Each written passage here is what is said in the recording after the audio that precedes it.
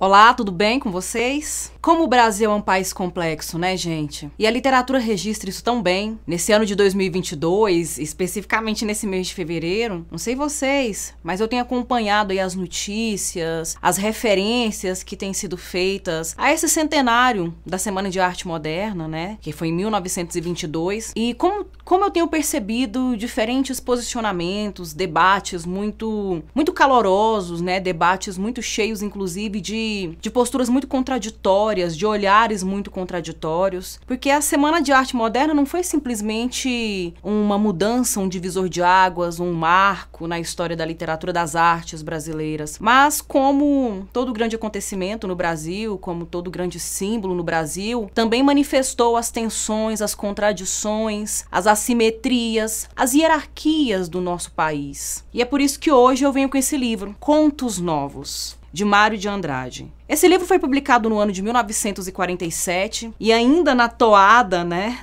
da Semana de Arte Moderna. Eu trouxe esse livro justamente por ser do artista Mário de Andrade, esse artista que tinha uma postura de revisar, de regurgitar, de criticar, de autocriticar e de questionar a própria obra, de questionar, de criticar as estruturas das artes brasileiras. E o que convém assinalar aqui é que o Mário de Andrade, que produziu esse livro, Contos Novos, ele escreveu esses contos por volta de entre 1930 e 1940.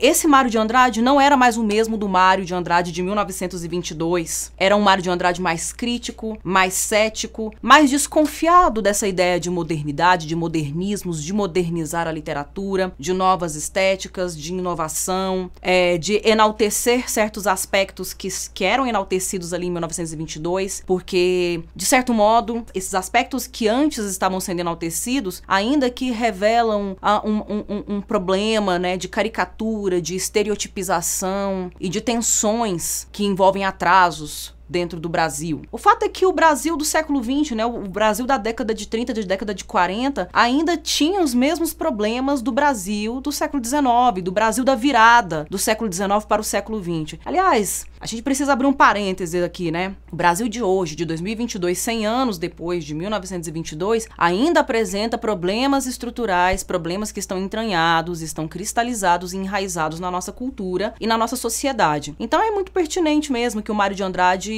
fizesse essa crítica e que olhasse com desconfiança para isso, né? Que olhasse com um mal-estar, se voltasse inclusive para a questão ideológica desses movimentos, dessas manifestações, né? E de como, de certa forma, isso acabou excluindo a classe trabalhadora brasileira, a figura das pessoas marginalizadas, periféricas, pessoas negras, pessoas de origem mais humilde, mulheres, enfim, figuras que não eram muito benquistas por essa construção de cânone, por essa construção tradicional dos clássicos. E como eu falei, esse livro foi lançado em 1947. Essa edição que eu tenho em mãos, que é da Nova Fronteira, traz um texto de pós-fácil muito interessante, em que há alguns comentários sobre a postura do artista Mário de Andrade diante dessa obra, diante desse livro, diante dos problemas que esse livro aqui retrata, porque especificamente esse livro, né, esses contos aqui, eles passaram por um processo de revisão pelo próprio escritor. O escritor escreveu, organizou o que seria uma antologia, né, uma seleção, os contos que iam aparecer aqui dentro dessa coletânea, e aí faz mudanças, intercala um conto em relação ao outro. Inclusive, nessa edição, há um momento no final aqui em que as alterações são muito bem demarcadas, né? Há contos que vieram a público, foram lançados nessa coletânea em 1947, mas desde 1923 estavam sendo remexidos, revisados, reconstruídos, repensados, né? Justamente para dialogar com esse Mário de Andrade que amadurece, esse Mário de Andrade que começa a olhar para essas questões antes enaltecidas de uma forma diferenciada. E nesse pós-fácil há um trecho que fala muito interessante sobre essa questão do Brasil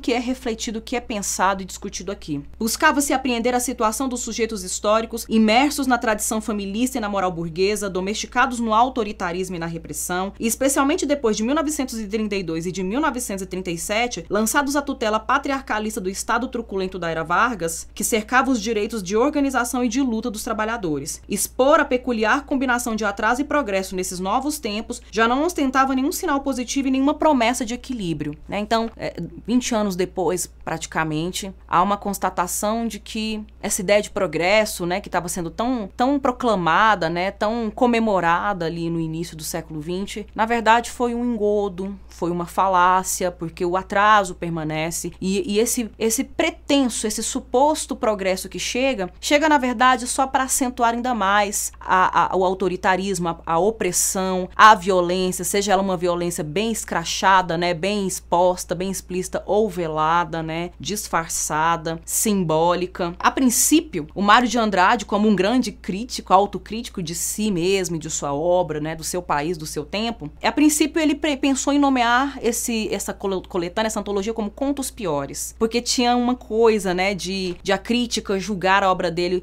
sempre as que estavam vindo posteriormente, como pior do que a anterior, né? E aí ele meio que tenta fazer esse deboche, mas no final das contas vem com essa ideia mesmo de contos novos, até porque o modo como ele vai analisar aqui destoa desses primeiros passos do modernismo no Brasil. É uma forma nova de olhar para as questões do Brasil, até em relação ao próprio modernismo. Porque aqui ele vai tratar de questões que dizem respeito ao indivíduo e ao coletivo, né, a coletividade, o indivíduo e a sociedade, o sujeito, a subjetividade e a questão pública, né, a questão da coletividade, a questão da família, a questão do Estado, a questão da sociedade, tudo levando em consideração essas tensões. Porque nós, como sujeitos, nós, como indivíduos, nós não somos simples, exclusiva e unicamente o que somos por nós mesmos, mas as coisas externas a nós nos atravessam e vão moldando o que nós somos. Se somos mais traumatizados ou mais libertos, isso tudo vai depender do meio em que estamos situados, do meio em que estamos vivendo. E isso tudo são questões consideradas aqui dentro de Mário de Andrade, dentro desse conto de Mário de Andrade, né, dentro de Contos Novos. É como se a gente tivesse, por um lado, um viés marxista de analisar a realidade na sua materialidade e concretude, e um viés psicanalista para analisar o sujeito, a sua formação psíquica, psicológica, né, e as forças que atuam dentro desse indivíduo, dentro de sua personalidade, de sua consciência e inconsciência, e o que isso projeta desse indivíduo no mundo, na coletividade, como isso interfere nesse mundo, né? Então,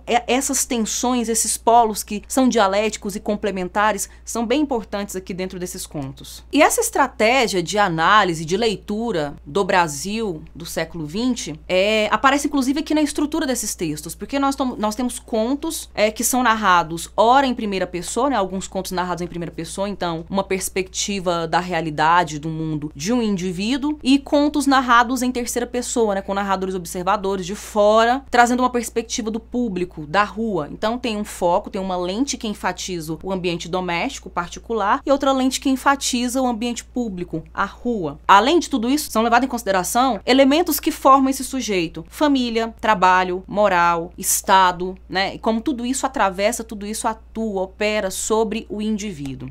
Além disso, né, além dessa estrutura de contos, no final das contas nós temos 9 contos aqui que são organizados não numa linha cronológica. Você pode ler esses contos independentemente, mas eles têm um ponto de conexão. Nos contos em primeira pessoa, por exemplo, o narrador é basicamente o mesmo. Embora eles se identifiquem em uns contos e noutros não se identifiquem, é possível perceber pontos de contato entre essas vozes em primeira pessoa que falam, que seria, no caso, o Juca. Já nos contos em terceira pessoa, é como essa figura voyeur, que observa, mas não obtém tanto prazer ao observar a vida alheia, a vida na rua, mas denuncia, conta, passa, né? Vai passando a história adiante, vai levando a história em frente e com um olhar muito atento acompanhando todos esses movimentos. Os contos em primeira pessoa são Vestida de Preto, O Peru de Natal, Frederico Paciência e Tempo da Camisolinha. E aí nós temos os contos em terceira pessoa: O Ladrão, 1º de Maio, Atrás da Catedral de Rouen, O Poço e Nelson. Nesses contos aqui, nós temos dois elementos muito importantes: como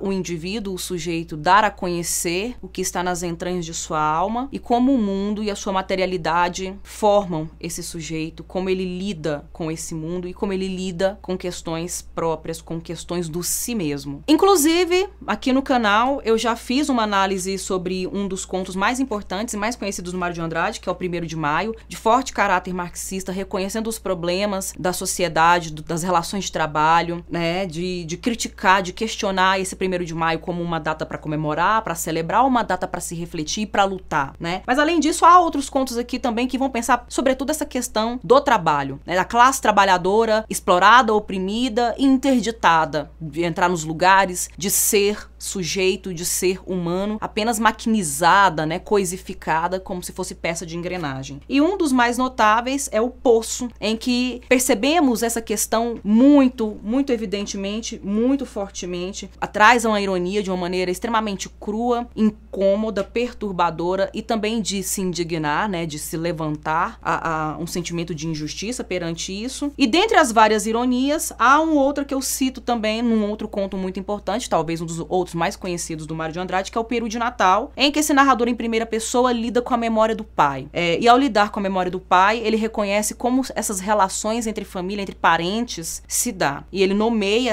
esses parentes como parentagem, que é um nome pejorativo atribuído por Juca ao modelo familista, constituído por grande número de membros, em que ficam escondidos no véu ideológico dos valores morais, as diferenças econômicas e as relações opressivas entre supostos iguais. No final das contas, então, eu quero sugerir esse livro como uma leitura dentro desse percurso desse mês de fevereiro de 2022, em que temos falado, pensado tanto, tem se falado e pensado tanto sobre o centenário da Semana de Arte Moderna, como um ponto mesmo em que há uma nova consciência do Mário de Andrade, um dos grandes idealizadores da Semana de Arte Moderna, né? Um dos grandes nomes do modernismo brasileiro. Há aqui uma postura madura e consciente de que certos problemas não se resolvem somente com boa vontade e otimismo. É preciso colocar o dedo na ferida, expor, limpar e curar. Eu vou ficando por aqui. Eu agradeço a atenção de vocês. Até a próxima.